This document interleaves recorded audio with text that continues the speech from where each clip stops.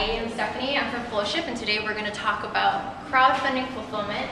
A lot of the things that I'm going to talk about also will just touch on e-commerce fulfillment in general. So if you're doing either of those two, hopefully I can help you out a little bit today.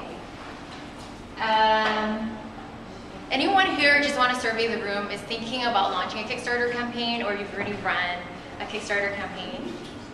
Cool, so we have quite a bit of people here. That's great. I hope this is you at the end of your campaign. Super happy. Is that our money or is that the crowdfunding money? This would be the crowdfunding money, which should be your money, right? Yeah. So hopefully you look this happy, but obviously before you get here, there's a lot of work to be done, and also afterwards also. And I'm going to talk about some of that, and hopefully what I'm talking today can help you get to this point and also what needs to happen afterwards. Really quickly on Flowship, we are a venture-backed fulfillment provider for crowdfunding e-commerce. We are, although a crowdfunding fulfillment company, we're really a tech company at heart. We've created a suite of tech products to make sure the whole process is automated as possible. We want to make sure that our clients, who's basically everywhere around the world, we have global clients who's shipping with us, have as much control over their inventory and orders, and also have as much visibility as possible when they're virtual warehouse. We have shipped over 100 crowdfunding campaigns. So we have refined our process and iterated over and over again. So we can do anything from very simple to very complex projects. And what really also differentiates us is the shipping solution that we provide. What we do is we call a centralized shipping strategy. We actually send everything straight from Hong Kong to wherever your backer is. Back in the day, or maybe even a lot of people still use this method, is to just decentralize their fulfillment. So you send maybe your inventory to a couple of different warehouses around the world, and then you'll then dispatch based on whatever areas around that warehouse. And then so you'll have to make sure that your inventory is going to the right places, whoever's ordered whatever they ordered. This way, with our way, you're a lot closer to your manufacturer. From Hong Kong, since most people are manufacturing in China, you have a much faster lead time. The difference could be anywhere between 1 month to 2 months. You can dispatch to all your backers at the same time, so everyone is getting their tracking numbers at around the same period, instead of maybe someone getting it in April and then the rest of your backers getting something in May. It's much easier to manage an inventory because you're shipping everything you produce to one place, as opposed to thinking about, okay, how many people ordered in the US, how many in EU, how should I distribute it? And that can get really complicated if you have a lot of SKUs and a lot of combinations. And of course, VAT, shipping from Hong Kong, because Hong Kong is tax-free. Importing into Hong Kong, you don't have to pay taxes. And when you're shipping directly to the backer, your backer is the importer of goods, so you don't have to worry about any VAT entities. And I'll touch on that a little bit later as well. So who I am is, I am sort of now the go-to person for crowdfunding for Flowship. What I'm going to cover a lot today is sort of just from my experience from working in fulfillment and logistics for a while now, and then also what I've learned from working with my clients, seeing the mistakes that they might have made, any assumptions that they made where I wish they didn't, or maybe they've talked to me a lot sooner they actually did. That's where a lot of the insights that I'm going to talk about today is from. But then also, of course, the knowledge that I gained from working very closely with the key players in the crowdfunding industry.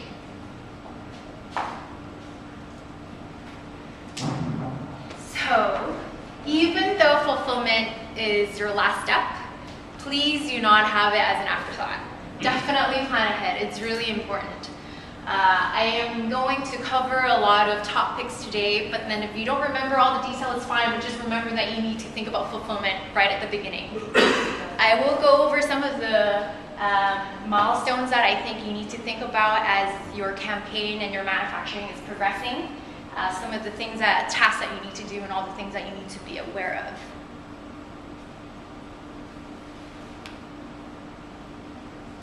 So most people, when they're launching a crowdfunding campaign, they're probably really focused on the top part. So you have your ideation. Okay, now I need to make sure I have the right video, I have the right marketing team, my page looks great, and then you launch your campaign. You need to figure out if your product is going to be good. You do the prototyping and your packaging, all the design that goes around it. And then of course, then you go to your manufacturing. A lot of my clients, what they do first is to focus on the top part.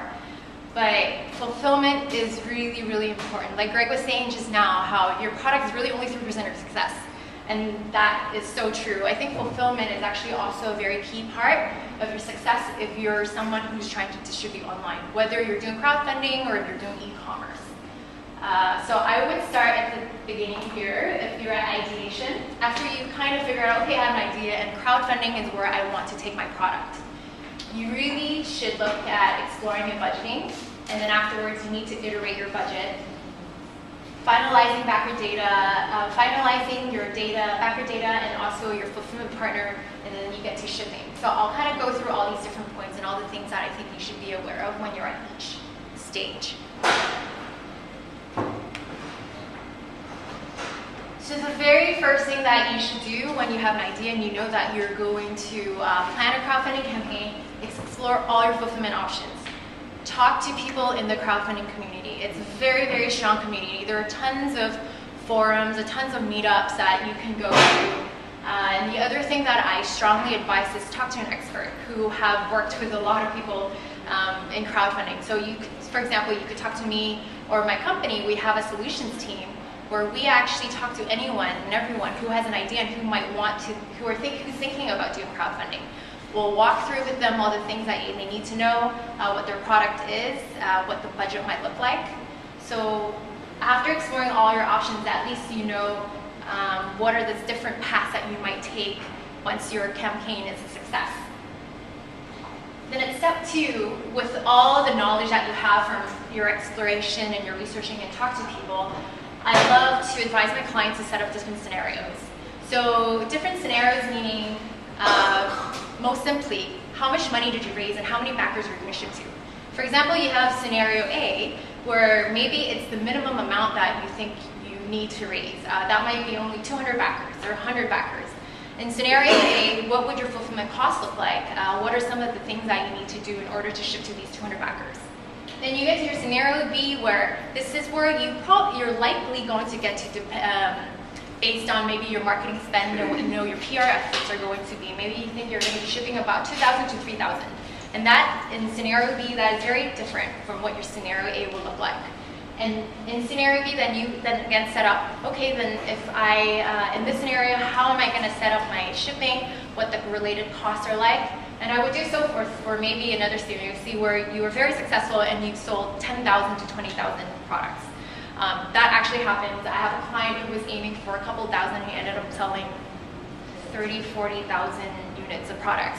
So that's when everything changes a lot. Your budgeting completely goes out the door. So it's really important to know in every scenario what is going to happen and what you might need to budget for.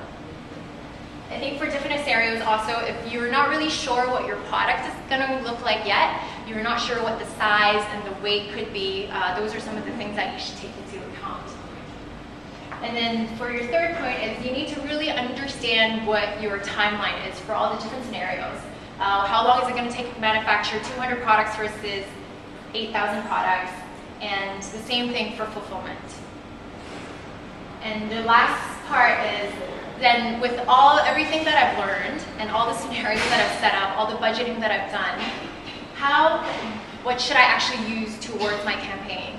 So usually what I would recommend is actually looking at the spend that you're going to do, how much effort you're going to use, put in to push your product out, and then think what is the most likely scenario that's going to happen, and use that as a starting point to determine your reward levels, your pricing for shipping, and then also what countries you're going to offer to. So it could be global, or maybe you only want to offer it to a handful of countries.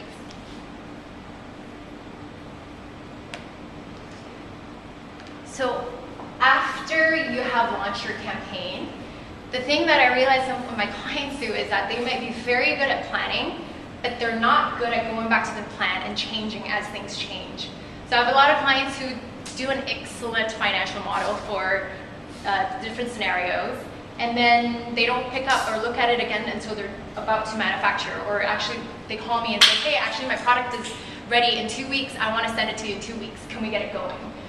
that's already too late. So I always advise clients to go back to their scenario and their financial model or whatever they've created to look at what their budgeting is as the campaign is going. Because, for example, if your funds, the number of funds raised, the number of backers that you have attracted, it really changes your fulfillment cost. So it's actually not very linear. You have to really make sure that you are on top of your budget. At any time during your campaign, you can change things that are going on in the campaign. So for example, you realize, oh, I've actually sold too much of a certain product and I didn't actually collect enough shipping costs, so you can immediately change that. The same thing with perks and rewards backed. Maybe you have a high margin reward and you have a low margin reward and you're thinking, I'm actually gonna sell more of the high margin reward. And that's what happened when you were budgeting. But in fact, you were selling more of your low margin reward. You can go back and make sure perhaps you limit the amount of a certain reward or make certain changes in your budgeting or your execution.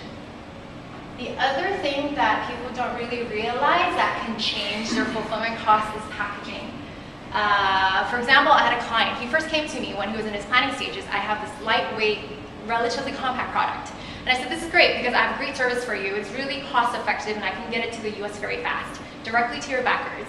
And so that's how he launched his campaign. He used that as a shipping cost.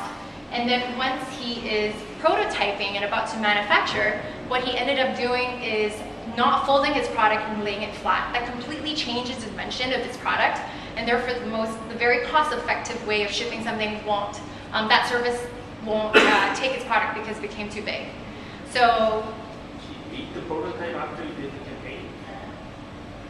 So he changed the prototype, the packaging, and how he was going to fold it. So he had a prototype, but he was iterating as he was, as a campaign launched, and he was making changes. Okay. Yeah. When you eat something, it means you don't have to pay for it. That's basically it. So he had a first prototype, but he hadn't manufactured yet. And so right before manufacturing, he went to me and said, hey, am I going to change the way I'm going to package my good? So he's just So he changed it before, just before. Yeah, exactly. So after he made his first way of doing it, all the money he spent to do that, he had to eat that, and then start doing it again the correct way. Or he just wanted to change the aesthetics of The it. price of the shipping was changed. So the price of the shipping was changed. The product itself didn't really change. It's how he wanted to present the product. So the packaging completely changed, and it increased probably his pricing by $15 an order, which is very, very significant. Wow. Yeah. So volumetric versus actual. exactly. So a lot of the cheaper, cost-effective services, for example, like Swiss Post, Singapore Post, where it's the postal ones have a very strict dimensional requirement, usually in the length. So when you've unfolded a product, your length becomes so big that they're unwilling to take it. Change it back, or was it too late? They decided then we had to rethink about the whole shipping strategy because they were quite adamant about the way that it was going to be presented. Oh, okay. Yeah. So I think when I was going through that, I think it would be great if, as you're thinking about certain changes, you could just talk to someone who could understand fulfillment and be like, hey, do you think this is a relatively significant change in my product? Do you think it's actually going to change my shipping costs? Are certain couriers not going to be able to take my product again? So that's why packaging is actually really important. Most people don't think about it. And the other thing, one thing to really, that we advise clients to as like a little tip is try to use ship-ready packaging, especially when you're crowdfunding. Ship-ready packaging is where your retail package also doubles as your shipping package. So you can make it look really nice. You print whatever you need to print that you're going to print on your retail packaging anyway. But it's also sturdy enough and protective enough so that it doesn't damage, your product is not damaged during shipping. So that way you shave off an extra layer and extra weight. And that could help you take off a little bit of your shipping costs as well. Do you, we had a seminar here on shipping packaging, and they were very kind of inexpensive generic solutions, and then the more bespoke you got, the far more expensive it got. Right. But do your solutions team aware of all the sort of optimal interaction between shipping and packaging so that we could work backwards from sort of, we say, look, we want to keep the shipping to this budget, and we will design to fit that? So in terms of designing, we don't design packaging, but what we can do is give you parameters to work with. Yeah. So for example, your product might be 1.8 kilograms, and I have great service for you, postal service going to UK. But then your packaging, then I'll tell you your package can't be over 150 grams in order to use it. And that the size can't be above this. So I'll give you parameters to work with. And sometimes clients would go, okay, so we're thinking about these options. Can you tell me which one is best for my shipping cost? So, I mean, that's great because definitely involve your fulfillment partner when you are, when you're making changes like that. So basically what you're trying to do is streamline. Yeah, so I mean, it's really, the first part is really helping you control costs. There might be, like you change something in, you know, your area A in your whole campaign and you don't realize it's actually going to change your area Z. So you just make sure you're aware of all the possible changes that could happen. Yeah. So once you are done your crowdfunding campaign and you kind of understand like which scenario you're going to go with, are you at A, B, or C, and maybe hopefully you're at D, that's when you should start finalizing a fulfillment partner. I think it's a great thing to do it even, a lot of people when they don't think about, they haven't really done the planning, they might leave finalizing fulfillment to the very end. But I think it's important to try to do it as early as possible, just so that you have an expert on your side. Like, for example, when you're talking about packaging, you can have someone to brainstorm with. You can talk to your fulfillment partner so you can get the right requirements from them, like your carton sizes, pallet sizes, any sort of labeling requirements that they may have that your manufacturer needs to know, so that you can tell them ahead of time. And for example, if you're sending out backer surveys, you can ask your fulfillment partner, what are the things that I need to know for the way I'm shipping? For example, going to Taiwan with a certain carrier, they might want ID card numbers. This is probably something people will not ask for in a survey. So if you already have a fulfillment partner, they already figured out for you what your strategy is, and it's better so that you don't have to go back to your backers. I often have clients who already done their survey, they come to me and say, well, but then for your product, you have to ship express, and you did not collect any phone numbers. And that's sometimes, that is an issue, and then they have to go back and talk to their backers again. So that will definitely delay the fulfillment of your project.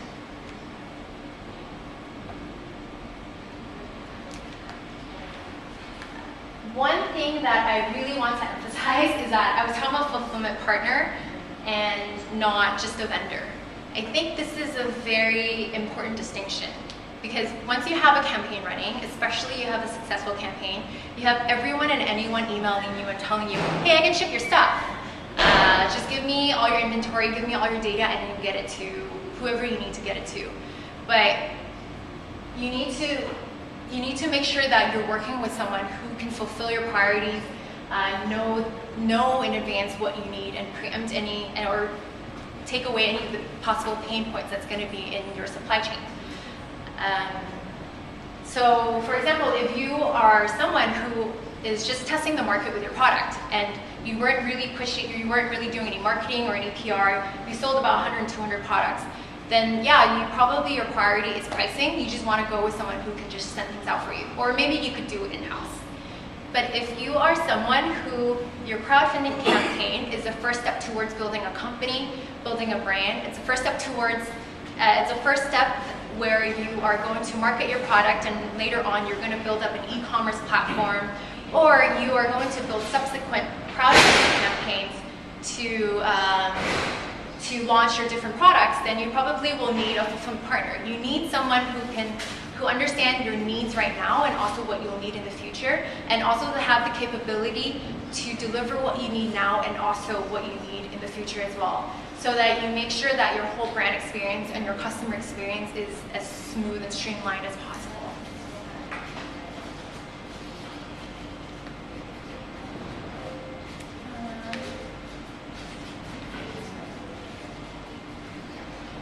Backer management. This is kind of tough, and that's where a lot of the stress comes from. But what I'm going to focus on is backer data management.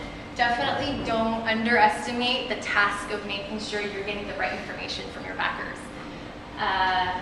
you will have an incessant amount of backers asking you for updates. When are you going to deliver? Are you going to be late? And they're going to be asking a lot of questions. But when it comes to you asking them for their information so that you can ship them something, that could take actually a very long time. So don't think that because they're always emailing you and writing in your comment box, they're going to reply to you in a week. So use the number of backers that you're shipping to determine how much time you're going to need. I see it very often because sometimes I just browse crowdfunding campaigns, I look at comments and I look at updates. A lot of people have to extend the deadline that they've given to backers. Or the other thing that some of my clients do is then they have a hard deadline, and anyone after the deadline they won't ship to again, or ship to until much later. Maybe their second batch of production. But the issue with that is if you have a smaller volume in one batch, maybe that will change your fulfillment cost also. So these are some of the things that you need to take into account. Definitely ask your fulfillment partner for data requirements. So what I said before, what are some of the information that you're going to need? And consider using a backer data management tool. So if you are, as I was saying before, you're at a scenario B, C, or D, where you have a lot of different SKUs, you have a high volume of people you need to ship to, you should consider using a backer data management tool. It makes the whole process a lot smoother. It takes away possible data issues and errors. But the important thing about that is make sure you budget that into your different scenarios when you're working out what your potential costs might be. So if you're thinking, okay, I might consider using a backer data management tool if I've reached 3,000 backers or more, make sure you take into account what their cost is. Usually they take about a percentage of your final campaign funds.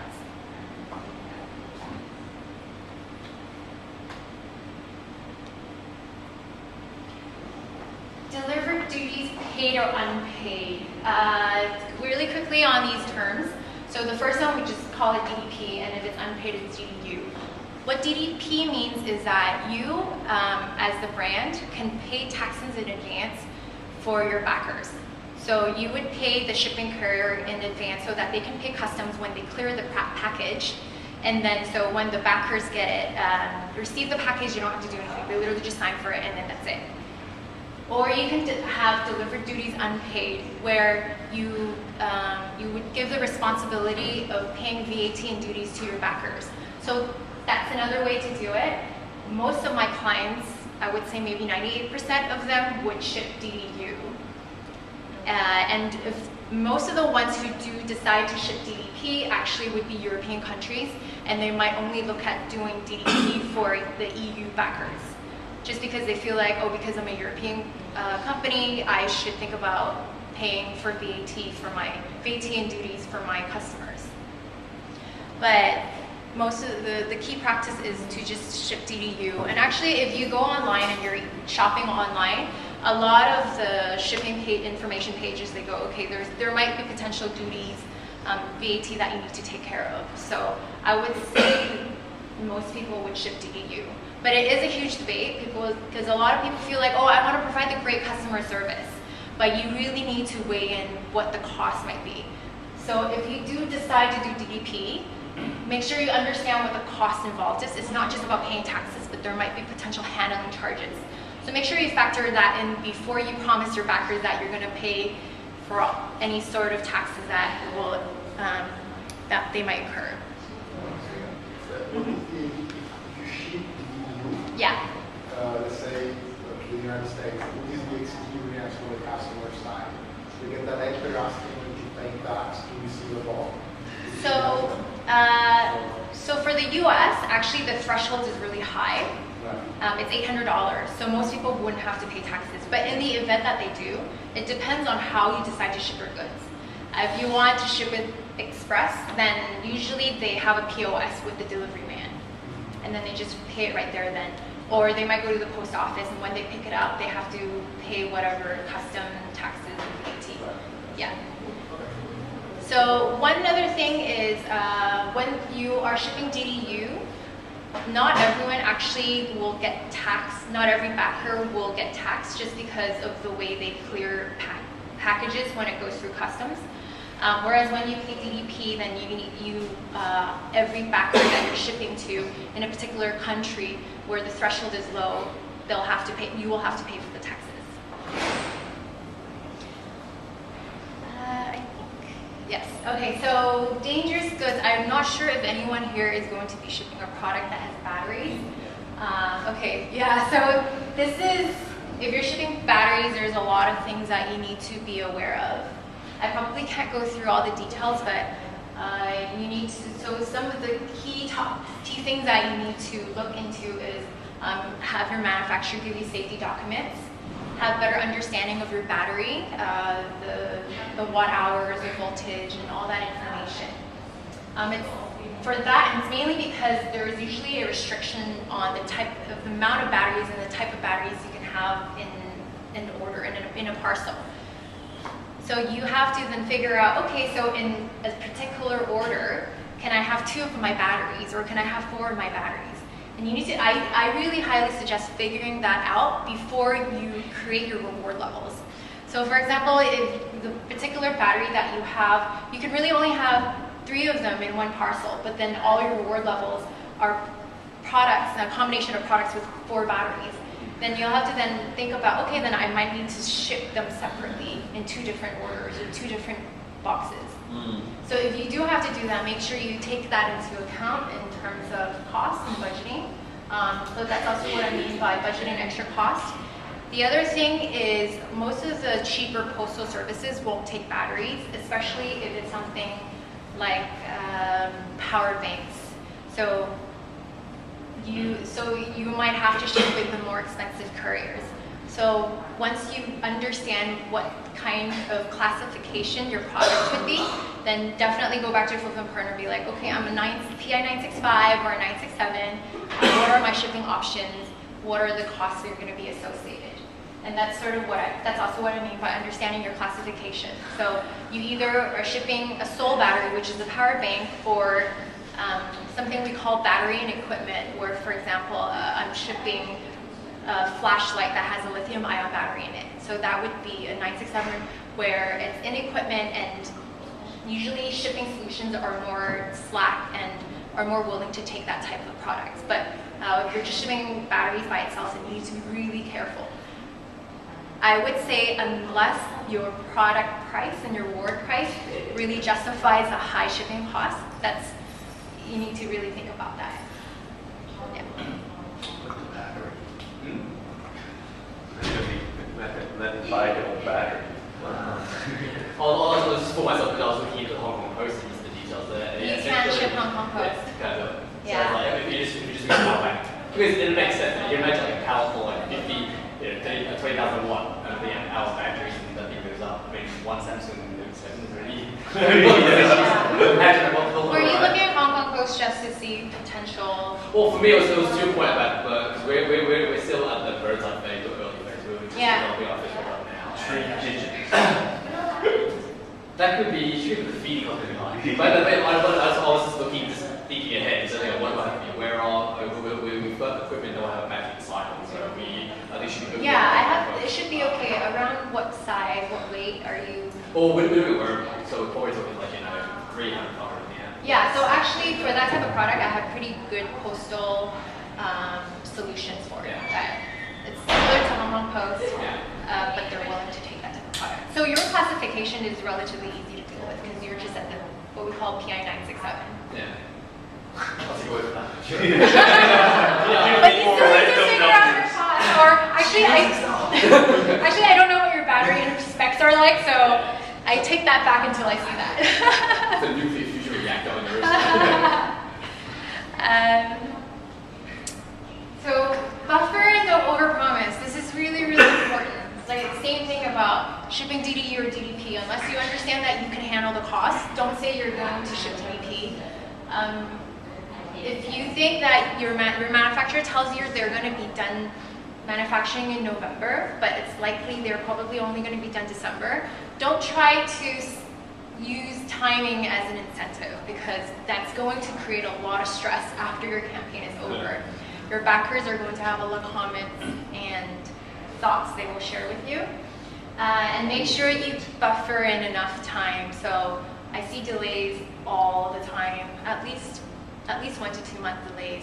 So if your manufacturers say, okay, I'm going to be done in April, probably budget in somewhere in the end of summer, or maybe midsummer. It all depends on your product and how difficult it is. And of course, it's not often just the manufacturer, but maybe your own team, you're not happy with the technology yet, or there's certain things you want to change. So account for your own changes and a change of mind or anything that you need to do as well. And the other thing that I also want to bring up is marketing materials, small gadgets that, or you were talking about keychains, something that's really cheap. You feel like, oh, they'll be happy when they receive it in the box.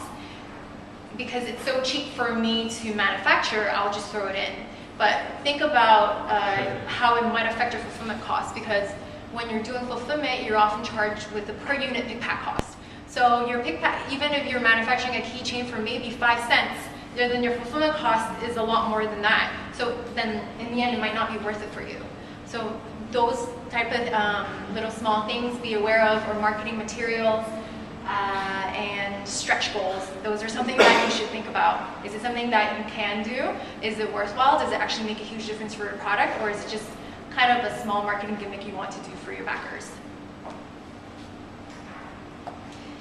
And I want to finish up with telling you guys about our Flowship Certified Logistics Program. So a lot of the things that I went through just now, I kind of did it at a very high level, because it's really things that you need to be aware of, very specific to your product. So you have your battery product.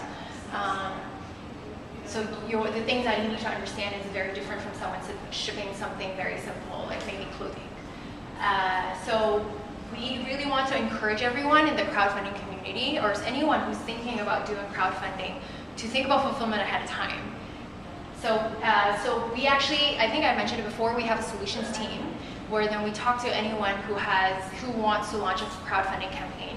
And they'll walk through all the key points that they think that you need to know to help you budget and plan for your campaign launch. And once you've done that, we actually award you with our Certified Logistics Plan seal. You can put it on your page, and then when your backers come, they'll see, oh, okay, this guy did their homework. So I'm pretty sure I'm gonna get whatever I backed on time. That's how you get those things. This? Have you seen it? The little logos everywhere. Oh, yeah, I mean, I'm sure different logos come from different requirements, but for us is we want to make sure everyone understands the key things that they should know before they launch anything, and then this is kind of like, yay, you're good now and good to go. But still remember to iterate as you're running your campaign. And that's all I have for today.